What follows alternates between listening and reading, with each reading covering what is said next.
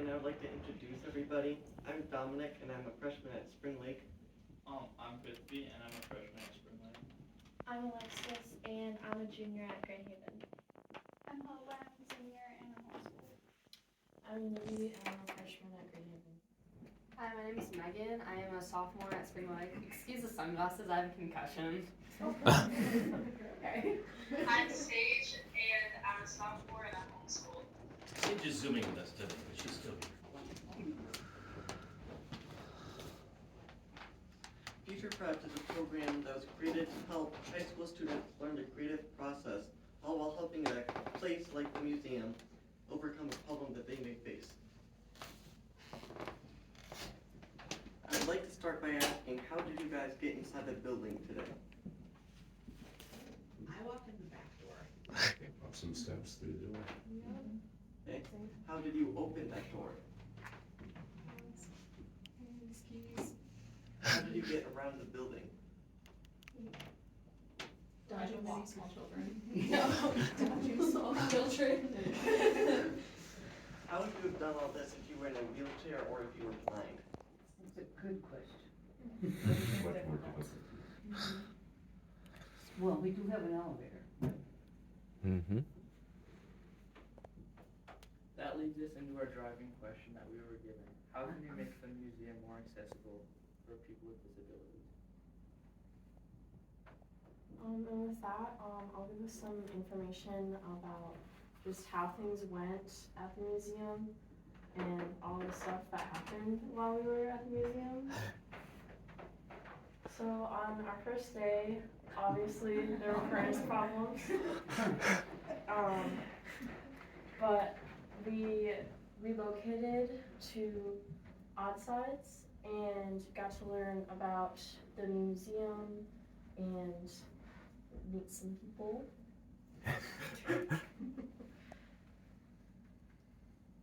And then we toured the Carp Artifact Storage, where we saw the background of the museum.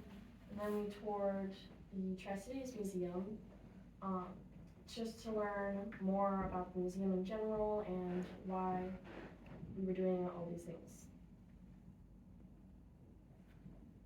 We researched by looking online to see what other museums do for different types of disabilities and what accessibility options they had.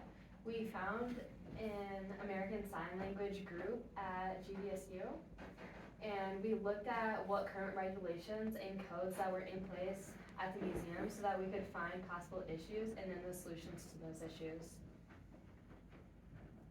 Alright, so the next thing that we did was we brainstormed as many ideas as we could about the wheelchair group, the deaf hearing impaired group, and the blind and seeing impaired group. And then from there we just narrowed the best ideas using the NUF test, which is it new, is it useful, is it feasible? And that's how we got to like some ideas that we thought was best. But there were some possible but not practical solutions that we ran into.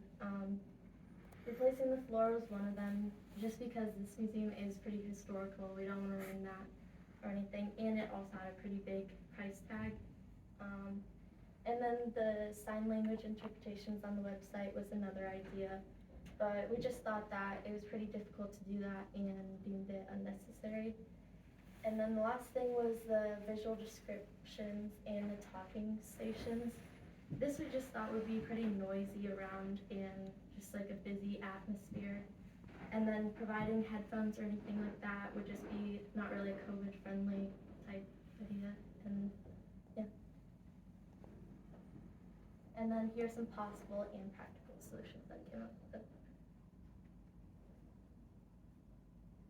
So for deaf and hearing impaired people, one of the possible solutions was basic training for staff and volunteer in American Sign Language so they can communicate with people who are deaf.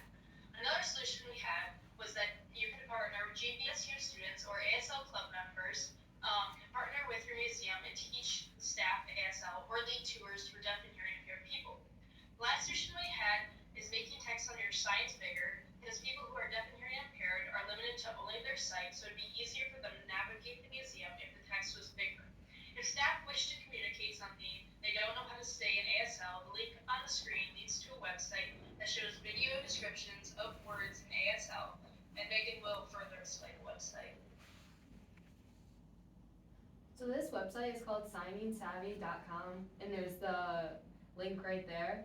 There's different people who sign the different words, so it's basically like an online dictionary that we've all used. So you just type in the word, and it'll pop up with a person signing it.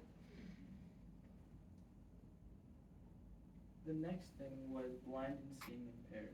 Some of the ideas we came up with was putting Braille on the signs of the exhibits.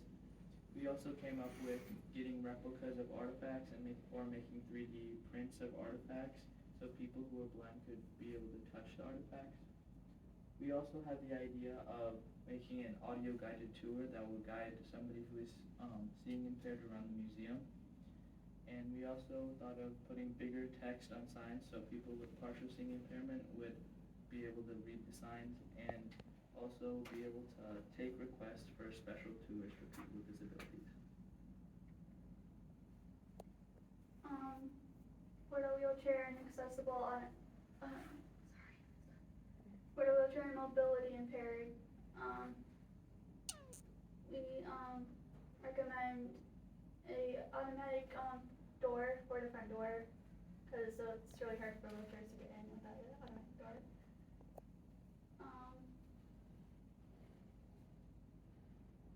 That actually looks cheap. Doesn't look expensive to do that. And then we looked at the capital improvement grant.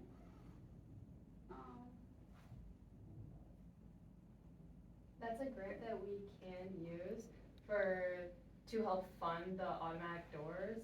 And another point that the ADA recommends, the Americans with Disabilities Act, is bigger pathways being at least 32 to 36 inches, and to make the exhibits more accessible, or having touchable replicas, artifacts outside if there's no way for the wheelchair to get inside. So people with these mobility disabilities, they can still see everything without changing it if it's unable to be changed.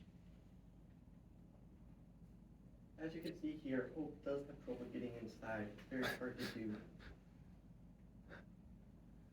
And then this is a copy of the capital improvement grant. We believe that the museum fits all the requirements, and as you can see, the deadline is coming up on June the 1st. These are just some of the doorways that were kind of smaller. Obviously the lodge is not up to ADA standards, but the fur trading post is, although it is tighter, so it would be harder for people to get in there and they could possibly pinch their fingers. In conclusion, we believe that all the solutions previously listed will be beneficial for the museum, and that these will make it a much more accessible place for anyone that wants to check out our local history. We would like to thank you all for your time and listening to us today and being so welcoming these past few weeks, and we hope that your museum continues to succeed. Does anybody have any questions? I just have a statement. This was wonderful. It looks like you really researched it well, and these solutions are doable, you know? And the fact that our front door, we've had trouble with for